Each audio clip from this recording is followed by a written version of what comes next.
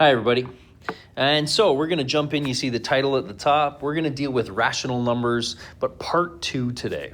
And so really what we're going to do is we're going to take what we dealt with last time, working with our different number forms, specifically working with rational numbers, and we're going to get a little review in today, and then we're going to just kind of extend it a little bit to deal with some operations. So what you see on the screen right now should look very familiar to you. That is a complete review from where we left off last time. So what I would like everyone to do is to go through and answer each of those 3 questions, convert each of those decimals into fraction form, and then we're going to check if we match up in the end. So I want everybody to work your way through that. Pause the video now. Okay, we're back. So as a little bit of a gauge to give us a sense of, do we have what we need? We should have been okay to deal with the first one. I got 3.1. I know, that fractions cannot have decimals, so I get rid of my decimal, and that 1 is in the tenths column, so I come in on 31 tenths. Hopefully we got that. We're doing well. Question B, I see that I've got a 0.45. So I know fractions don't have decimals, get rid of my decimal, and that 5 is in the hundredths column, so I have it over 100. So quick check just between both of those. In A, I had a decimal that was greater than 1, so I got a little confirmation that my fraction was improper. My top was bigger than the bottom. In B, I had a value that was 0 point something, so it was less than 1. I got a little confirmation that my numerator was less than my denominator. I have a proper fraction. The only thing left to finish off on B is now let's reduce it to lowest terms. And hopefully we took a look and saw that 5 went into the top and the bottom. Divide top and bottom both by 5, and there's our 9/20. Okay, if we hit any snags with A or B, then pause the video and jump in and tackle C right now. Otherwise, we're coming along. I take a look, I can get rid of my decimal. I look at that 5, that's in the hundredths, so I have over 100. And now I go through and I reduce. I would hope that because that's 100 on the denominator and my top number starts with a 25, finishes with a 25, that I know that 25 goes into both of those evenly. And if I think of that 25 as quarters, then I'm able to just go through. My bottom has 4 quarters. That's pretty good. My top is $6.25. So if I think about, okay, well, how many quarters makes up $6.25? Well, my quarters, there's 4 of them in $1, so 4 of them in 100. I have 600, so that's multiply that by 6, so there's a 24. Add on 1 more, 25/4, and we're good. Okay, there we are going through. Take a quick peek at what you have on your page, and let's make sure we give ourselves some accurate information. If you have the red, you are good at changing a decimal into a fraction form. You're good. If we struggled to get the green, then maybe we need some extra practice at going through and reducing our fractions to lowest terms. Okay, now that we got that, let's get a chance at a little bit more review. What you see on the screen right now, question 2, we're going to go through and we're going to convert that to decimal form. So here is another opportunity for us to go through and get a gauge of where we were at with that previous material. So same thing. You have 3 problems on the screen. I want you to go through and answer all 3. Okay, pause the video now. Okay, we're back. Now, perhaps you took a look at all 3 of these off the get-go and you saw that, well, they're all improper fractions, or perhaps you just tackled A. I'm going to argue to you that our strategy in all 3 is going to be probably somewhat similar. Let's take a look at A. This is how I would suggest tackling A if I were you. I take a look at that and I say, I have an improper fraction. Then maybe one of the useful things I can do is to change that into a mixed number. So I'm going to take my 40/12ths, and how many times does 12 go into 40? 3 times, because 3 times 12 is 36. That means I have 4 left over. And so I have 3 4/12. Now, that is not fully reduced because we know that 4/12 will reduce to 1/3. Divide top and bottom both by 4. And now that I have 3 1/3, I've had enough practice with stuff that I know that 1/3 is just 0.3 repeated. There we go. We make sure that we have an accurate repeated symbol on our 3, and we should match up. Okay, we get that, and I'm hoping that we're good to work our way through B.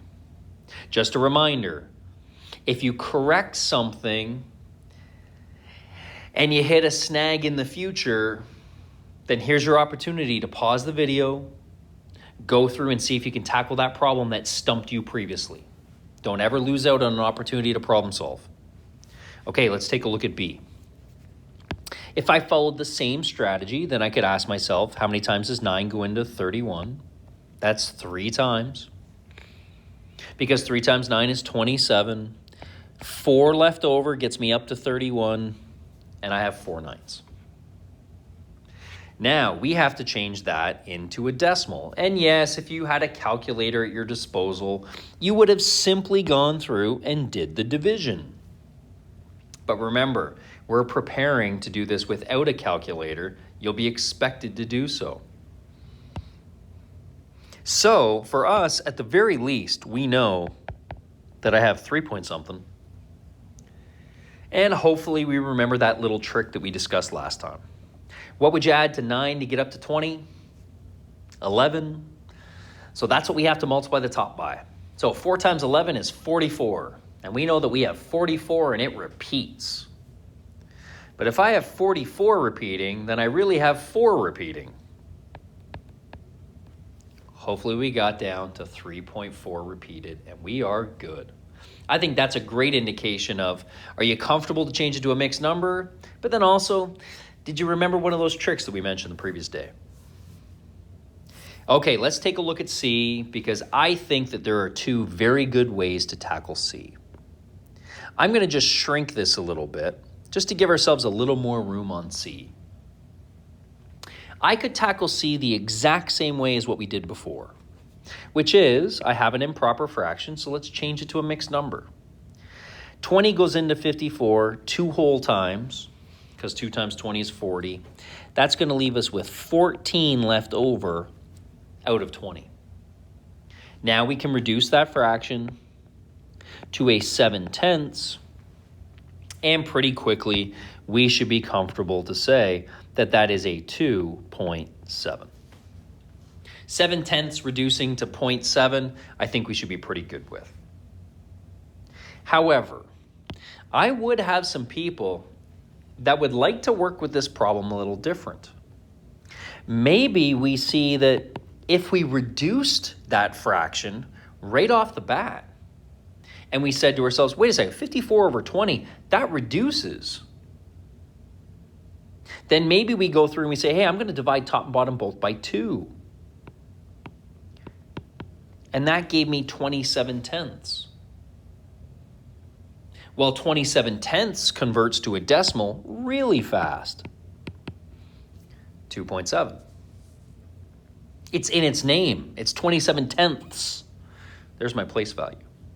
Now, what you will notice is that gives us an alternate way through question A. That maybe when we took a look at question A and we had 40/12, we might have said, hey, let's divide top and bottom both by 4. And we shrink it down. Well, you'll notice in that instance, changing 10 into thirds is not as easy. But if we then change that to a mixed number, we'll get to the same thing. Notice in question A, it didn't really make my process any more efficient. I either changed to mixed number and then reduced in the green solution, or I reduced, changed to a mixed number in the gold solution. However, in question C, because that denominator became a 10, that did allow me to change it to decimals a little bit faster. It was more efficient. Okay, last thing that we may consider. is if I could make my denominator 10, that was useful, but I could also make it maybe 100. And the way that I can change that fraction into having a denominator of 100 was to multiply the bottom by 5. But we know that if I multiply the bottom of a fraction by a value, I have to multiply the top to maintain its value.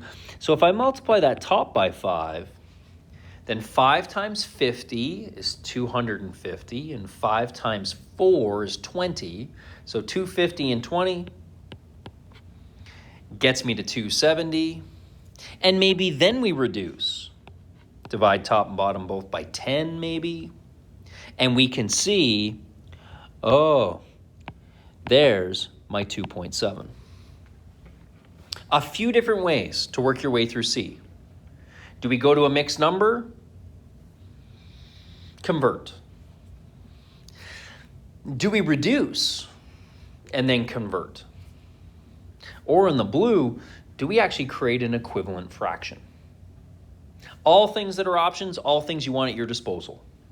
Let's jump into some newer stuff for today. I'd like you to take a look at the screen now because we're going to change gears a little bit. And I'm asking the question, which one is greater? You guys can all read my beautiful cursive. So in question A, you have to compare 4/5 or 9/10. And really what I'm asking you to do is to get rid of the or in between and now fill in that box with our good old greater than or less than symbols to be able to state which one is greater, 4/5 or 9/10. So I want you to take a moment and come up with any way you can without using a calculator to reason out which one is greater and then put in the proper symbol to mark that. Okay, pause it now. Okay, we're back. So we take a look at that and we have a number of different ways we could have tackled this. I am hoping that just overall, our solution to this problem would be this. That if we read that left to right, 4/5 is a value that is less than 9/10. Now, we'll talk about our greater than, less than symbols in a second and making sure that we have those directed in the proper way. But that should be our matching symbol. And right now, our biggest determination is to answer the question that was given. So if I was circling one, I hope we circled 9/10. Okay, why is that the case? Well, one of our strategies we could have used would have been doing what we just did. Let's change that into decimals. So if I was to take 4/5 and change that into decimals, I maybe have two good ways to deal with it. I know that each 1/5 is equal to 0.2. Don't tell me 0.2.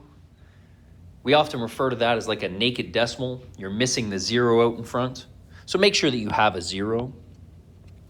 So 1/5 equals 0.2. Well, therefore 4/5 would have to equal 0.8. Okay, I'm going to just get rid of all of that. And I know that my left side is equal to 0.8. Well, if I take a look at my right side is 9/10. And if I change that into a decimal really quick, well, that becomes 0.9. And we can clearly see that 0.9 is bigger than 0.8. However, some people may have chosen to use equivalent fractions for question A. That rather than converting 4/5 into a decimal, we might have said, well, how about I get the same size bits? So if I can change my left side fraction, my 4/5, into the same size bits, tenths, then that will give me something to compare. And I can change a 5 into a 10 by multiplying that by 2. But we know if I multiply the bottom by something, I have to multiply the top by the same thing to keep its value the same. So if I deal with the green, I could have converted that left side into 8/10. And now when I compare that with a 9/10, Clearly 9/10 is more than 8/10. So we come up with the determination that the right side is more. Okay, now we just have to make sure we have our directional symbol stated. I should say our inequality symbol. So how do we remember the greater than, less than? I don't know. Like, I would almost bet that I would have a bunch of people in here that maybe got taught that your greater than, less than was like an alligator, and your alligator's always hungry, so your alligator wants to eat the most. And so you point that big open section, the greater than section, towards the larger number. I had somebody a couple years ago go, no, I saw that it's like Pac-Man. And Pac-Man always eats the bigger thing. I don't care how you remember, but we have to make sure that we can put down the proper inequality symbol. Okay, now that we have that, then I want you to take a shot at B on your own. So copy down the question to B, and then I want you to go as fast as you can and come up with which side is greater. You're then going to write in that inequality symbol right in between those two values. So fill in the box with the proper inequality symbol. Pause it now. Okay, we're back. I am really hoping that everybody very quickly did this. And the big indicator in that problem for us is it's the negative on that right fraction. Just keep in mind that I bet you that there would have been a number of people that maybe related this back to, I don't want to call it a trick question because it's not a trick question, but it's a question that definitely tells us whether we understand greater than or less than. It's which value is bigger, is greater, -5 or -4. And it's almost like a trap question. We go a little bit fast and we say, hey, -5 because 5 is bigger than 4. And you're like, no, be careful. That remember, the definition of greater or less than is its position on a number line. That value which is more to the right is greater. So if I was to put down a quick set of axes, -5 would lie maybe in this position, -4 would be slightly to the right of it. Any value to the right is greater. And so we can clearly see that question B should have taken us all of about, I don't know, maybe 2 seconds. If I have 3/4 versus -18/30, I don't even care what number 18/30 is. It's negative. And so compared to the positive 3/4, it has to be to the left, and therefore it's less than the value. I would argue to you that you have the blinders on pretty good if you ended up going, oh, wait a second, let's take that right side fraction. I can divide top and bottom both by 6. And so that right side becomes -3/5. And then we started to compare 3/4 with -3/5. And maybe we changed them into decimals and we said, hey, there's a 0.75 or there's a -0.6. Or we went equivalent fractions and we said, I can change them both into 20ths. That's a 15/20 if I multiply top and bottom by 5. That becomes a -12/20 if I multiply top and bottom by 4. I would hope that the sign of one of those values being negative while the other being positive was enough to give you that symbol. Okay, hopefully we're good at being able to identify values that are greater or less. Let's jump into the next section. So now you take a look at the screen at question 4, and we've changed our instruction again. Now our instruction is to calculate. So what I want to jump into is 2 different problems, our last 2 problems, and we're going to deal specifically with some operations. So I come back to a little bit what we had discussed last time of when we deal with operations, my guess is that we're a lot better with whole numbers than we are with decimals.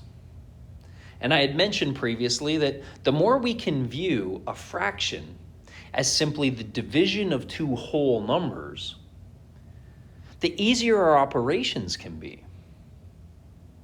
And I want us to take a peek then at question 4, because I've given you decimal values in all of them. They all have bits. Take a look at question A, for instance. That's 4.3 plus or times 2. So that's 4 and a bit times 2.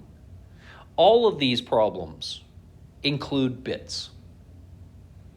And I want to go through a review, for most of us, I hope, but for some, maybe there's a little bit new in here on how we can deal with some operations when the numbers get ugly. So let's take a look at A. My biggest thing to you is going to be, if you slow down when you deal with bits, with decimals, then get rid of your decimals. Get rid of your bits. Treat them all like they're whole numbers. So if you see 4.3 times 2, like in question A, then I'm going to argue to you, calculate 43 times 2. Now, that's not the same thing. Clearly, 4.3 times 2 is a different value than 43 times 2. But if I eliminate the decimal, then I can just calculate that using whole numbers. I would bet that everybody in here should be pretty solid to be able to double 43. Okay, well, we double 43, and that gives me 86. Here's the problem. 86 isn't the answer I gave. So maybe we can kind of learn how we can adjust. If I removed my decimal place at the beginning, then I have to put it back in the end. How many decimal places did I remove in the beginning? I removed one decimal place, that 0.3. So I'm going to argue to you, put that one decimal place back in. There is our 0.6. And we come up with 8.6. I am hoping for a lot of us, the idea of removing your decimal places, dealing with your calculation as whole numbers, and then ensuring that we include the decimal places in the end, that's commonplace. I'm hoping. But I do know that that would be new for some people, or it's been a while since you've done it because you've been using a darn calculator for so long. Now, it is very important for us to understand why we're allowed to do that.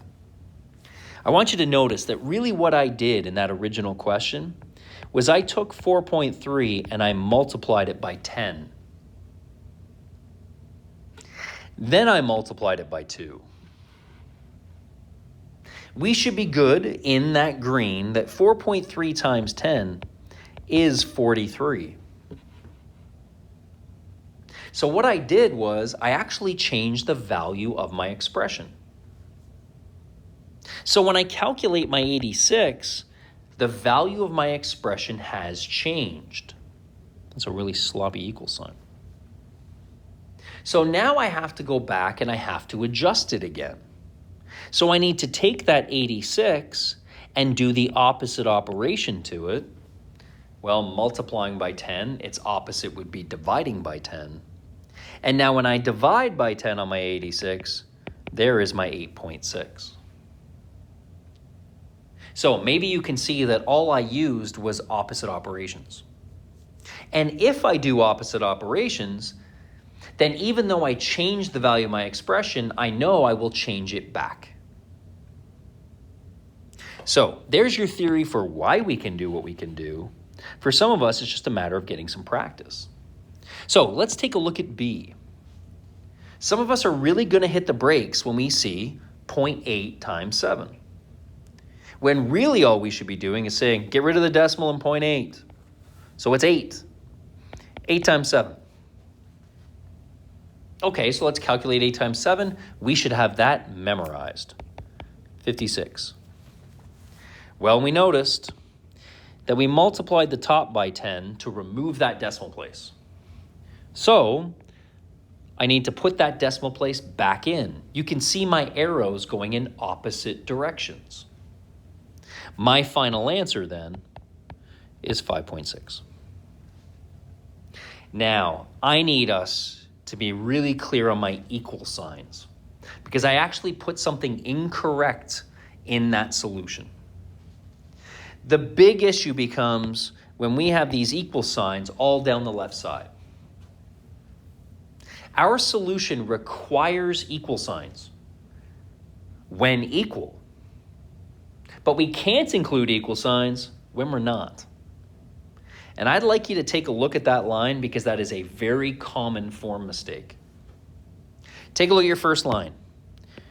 0.8 times 7. Does that equal 8 times 7? No. So I can't have an equal sign at the beginning of that line.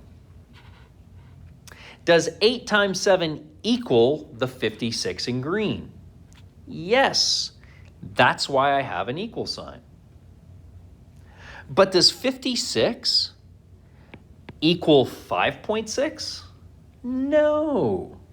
So I cannot include an equal sign. Be very careful when we have our equal signs and when we should not or cannot have them. Be very careful. Okay, let's take a look at C. You give C a shot. So I would like everybody to go through and calculate C. Pause it now. Okay, we're back. So I'm going to have a bunch of people that perhaps did this. And they said, oh, I have an algorithm that I can do to go through and multiply. And I will have a bunch of people that maybe structure that calculation that way. 23 times 4. And then they remember an algorithm that maybe looks something like this. And it's, well, 4 times 3, that's a 12. So we write down a 2. We even got to the point where maybe we carried over our 1 and put a 1 up top. 4 times 2 is 8. Add on your 1 is 9. Okay, I don't think that that's that bad of a way for you to multiply. I actually think that it's pretty good. If you tried to calculate 2.3 times 4 and you say, get rid of the decimal in 2.3, so I'm going to do 23 times 4, and you came up with a value of 92, good. Now we remember we got rid of a decimal place in our expression, so we have to put a decimal place back in, and you came up with a final answer of 9.2, then I think we're doing great. I'd like us to practice something a little different, though. I'd like us to take a look at the green calculation and how we got the purple. And I'd really love it if we would try to start doing more operations left to right as opposed to right to left. So ideally, I would love to see the gold. I don't think that there's anything wrong with writing that down. But rather than multiply 4 times 3, let's deal with the big stuff first.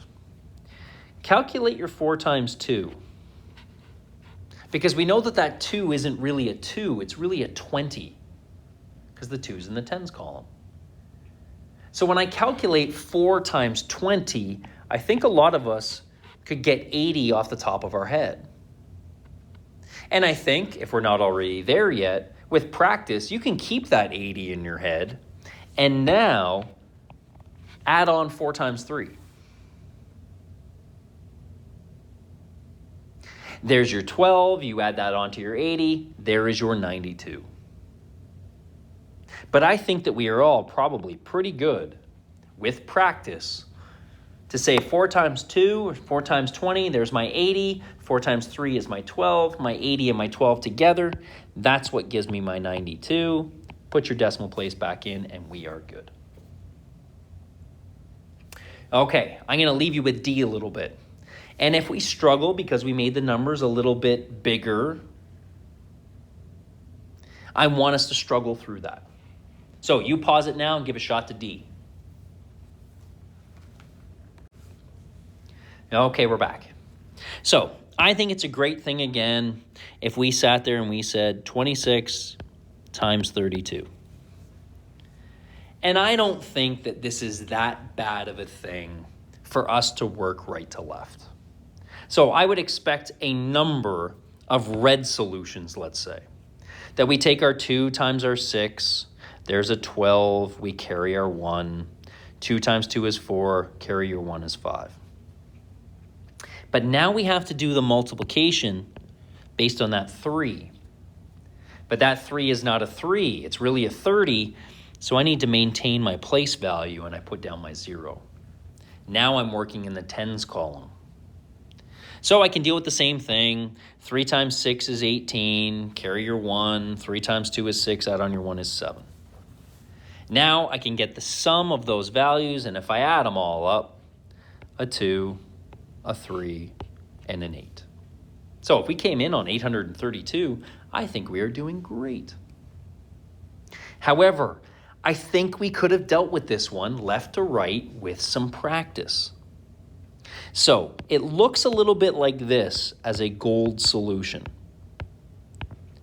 I'm going to jot down some numbers that you might be able to keep in your head. I start left and I work right. So I go 3 times 20. Well, that's not really a 3. That's in the tens column. So it's really 30 times 20. Well, 3 times 2 is 6. But since it was a 30 times 20, then I have the 0 from the 30 and the 0 from the 20. 30 times 20 gets me up to 600. Okay, now I start putting in my pieces. I can deal with my 30 times 6. Well, 30 times 6 is a 3 times 6 times 10. So 3 times 6 is 18, tack on a 0. I have now taken care of the 30 times 26. Now I work to the 2. I can deal with the 2 times 20, but I think we're probably pretty good to double the whole 26. What's 2 times 26? That's a 52. And now I add up all of those values. See, I'm even going to go left to right here. I have 600 plus 100. Well, then that's 700. I now have my 0 plus 8 plus 5. There's a 13. That means I have to bump up that 7 to an 8. And I have the 3 from the 13. And now column up my ones column, and there's my 832. Couple different ways to work your way through. If you have a way that you like that enables you to calculate that question in, 20, 30 seconds, then I think we're doing good. The pressure I would like to put on you this year is don't bail out and use a calculator.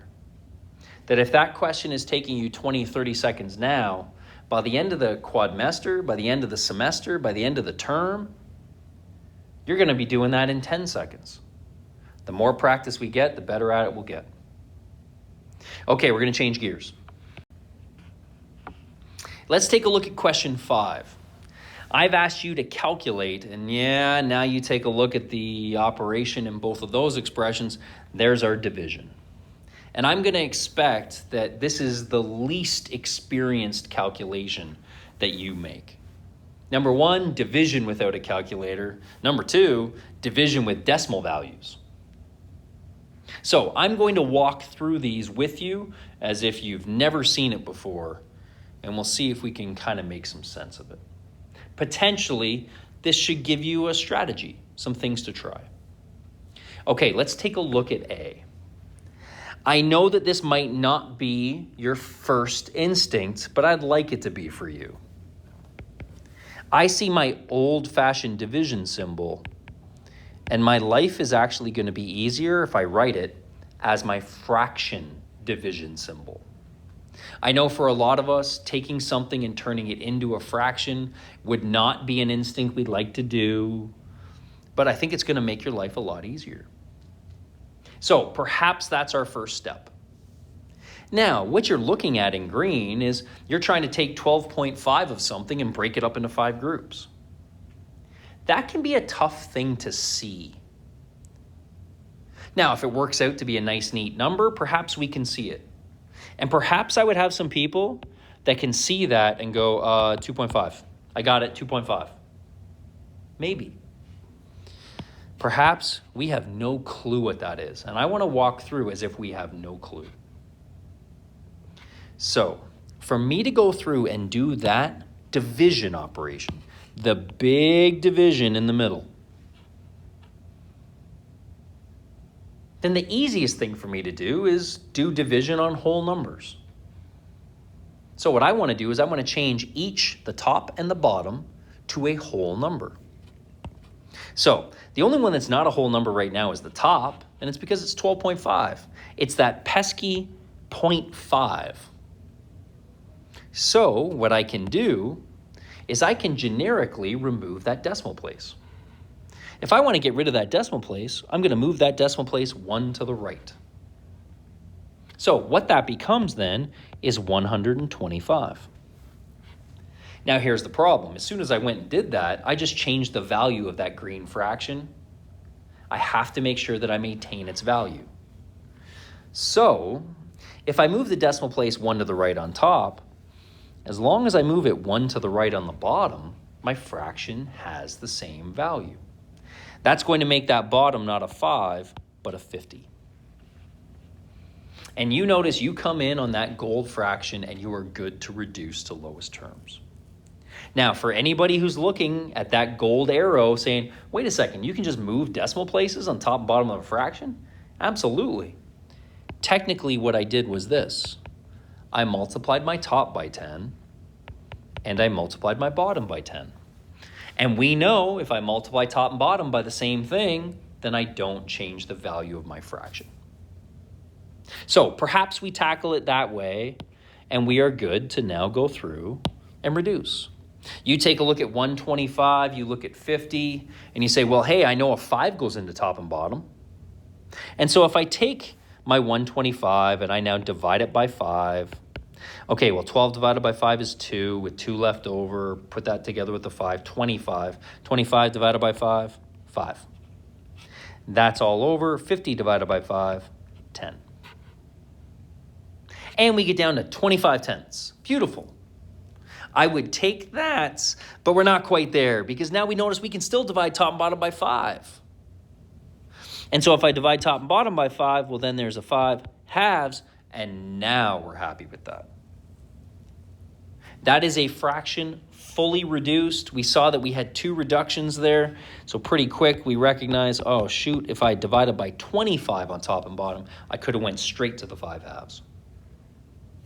I would accept an answer of 5 halves because 5 halves is an exact value and it is fully reduced. However, there's nothing here that says that we have to have a fraction.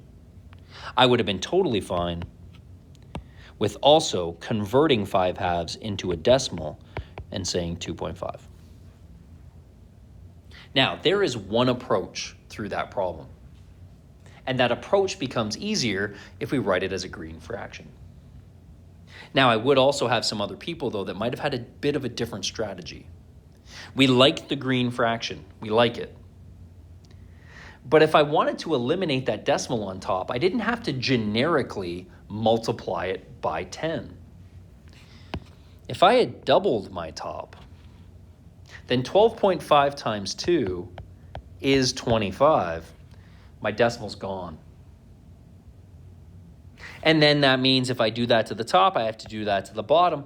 I could come in on 25 tenths and now change that to a decimal if I wished, or reduce to lowest terms, and you may have found that more efficient. I think either of those methods are good.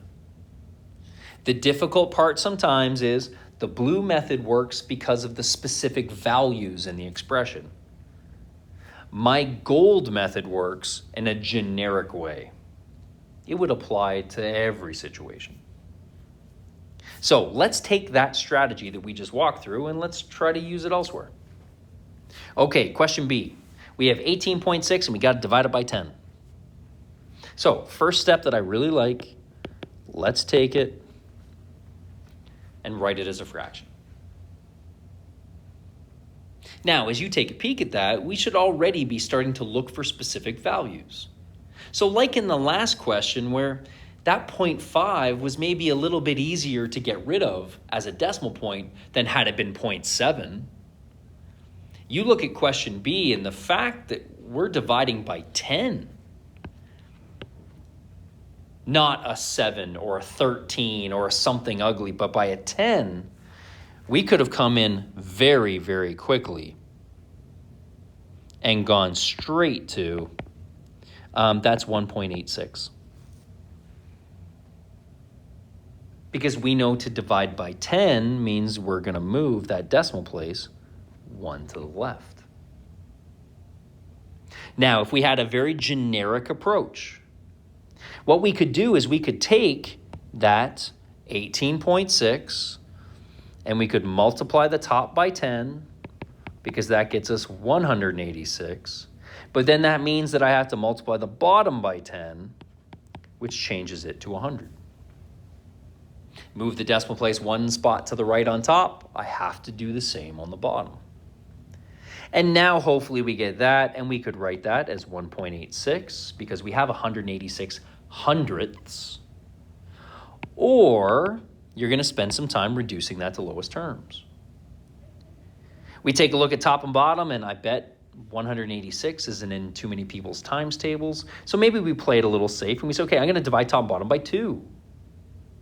So 18 divided by 2 is 9. 6 divided by 2 is 3. Over, and 100 divided by 2 is 50. Well, I take a look. 50 is made up of 5 and 10 is made up of 5 and 2.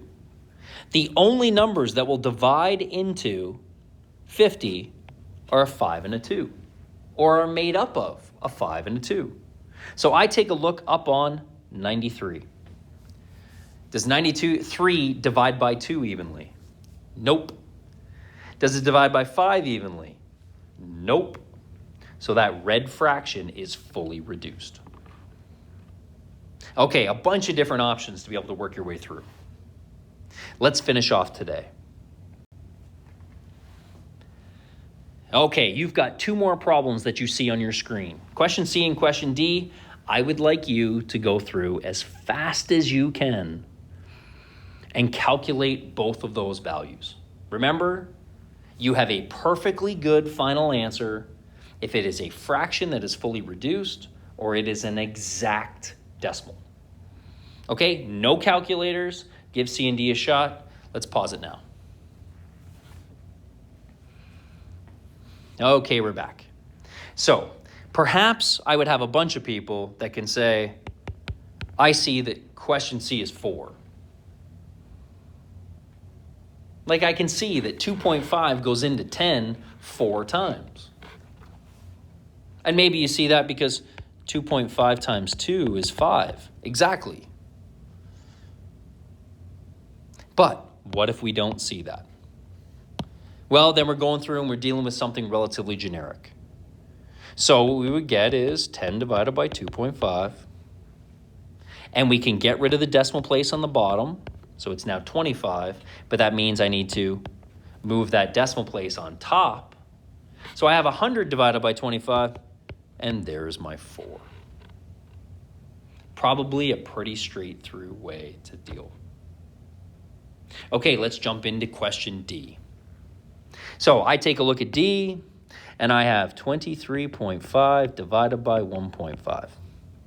And maybe I'm spending some time trying to figure, well, does 1.5 go into 23.5 exactly? Well, I'm not sure. Okay, maybe it's not even worth thinking about it because I have something so quick as moving the decimal place 1 to the right on top and 1 to the right on bottom. Now, it does give me some bigger numbers, but pretty quickly we should be able to see 5 has to go into both of those values. I might even look at that and say, well, I know 15 is 3 times 5. The 5 goes in, I know. Well, what about the 3? And so I'm going to use that little 3 times table trick, which says, let's add up our digits. 2 plus 3 plus 5. Because if that number added up gives me a value that 3 goes into evenly, then the greater number, 235, must divide by 3 evenly. Some of us don't really know that trick. That is a great one to have in your back pocket. So if I take a peek at that and I go, well, I added those up, I got 10. Nope. 3 does not divide evenly into 10, so 3 does not divide into 235 evenly either. So the only number that I know goes in evenly is 5. I know once I divide a 5 out of top and bottom, my fraction will be fully reduced. On the bottom, that's nice and easy, 3. On the top, I got a little bit of work to do. Let's do some short division. 23 divided by 5 is 4 with 3 left over. So take that 3, put it together with that last 5, 35. 35 divided by 5, 7. And there we go. Nice. We got down to 47 thirds, and that is an exact value fully simplified. Okay, we covered a little bit extra stuff today. We got a chance at the very beginning to get a little bit of review from the previous day. So that was nice. We got a gauge. Did we have enough from yesterday? Then we jumped our way into being able to compare some fractions, and we finished off with some calculations that may have caused us problems in the past. Your job today, jump in and get some practice and make sure that we are smooth with all of our number forms before next time. Okay, best of luck with your practice.